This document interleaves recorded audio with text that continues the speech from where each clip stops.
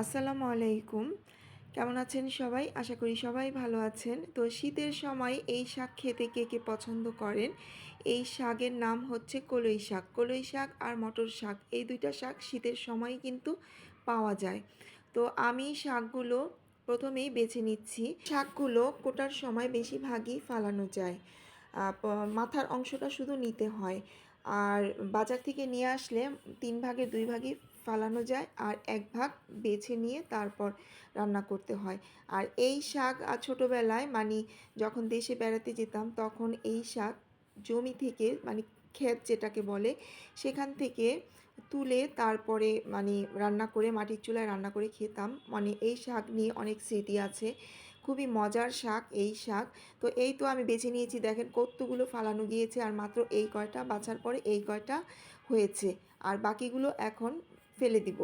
তারপর এখন ভালো করে শাকগুলো ধুয়ে নিব। কারণ শাক সবজি ভালো করে পরিষ্কার করে ধুয়ে তারপর রান্না করে খেতে হয়। কলই শাকে তেমন বালু থাকে না, তারপরেও আমি ২-৩ বার ভালো করে পরিষ্কার করে ধুয়ে নিয়েছি।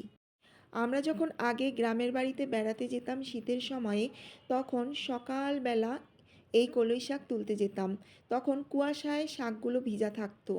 একবারে বেশি শাকগুলো আর ধোয়া লাগতো না। তো যাই হোক, আমি শাকগুলো ভালো করে ধুয়ে তারপরে শাকগুলো আমি ভালো করে কুচি কুচি করে কেটে নেব পানি ঝরিয়ে।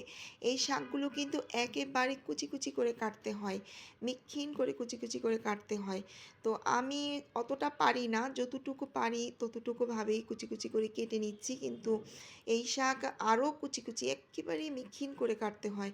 আমি জানি না অন্যান্য অঞ্চলে অন্যান্য জেলাতে এই শাক কীভাবে ভাজি করে, কিন্তু আমরা এই শাক এভাবেই কুচি কুচি করে কেটে তারপরে বেশি করে পেঁয়াজ রসুন মরিচ দিয়ে, শুকনা মরিচ তো দিতেই হবে, দিয়ে তারপরে ভাজি করতে হয়।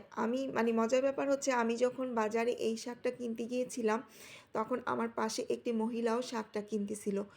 তখন ওই মহিলা আমাকে বলতেছিল যে, আপা এই কলই শাক এত মজা লাগে যে কলই শাক দিয়ে ২ প্লেট ভাত খেতে পারি।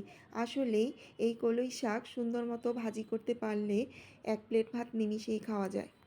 আর আমি তো শাকসবজির পাগল। মাছ মাংস থেকে শাকসবজি আমি একটু বেশি পছন্দ করি।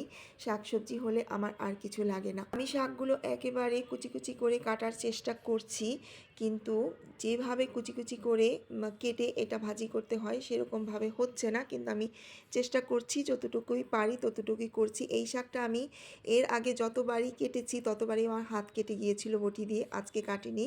তো এই তো শাকগুলো কাটা হয়ে গিয়েছে, এখন আমি শাকগুলো ভাজি করে নিব।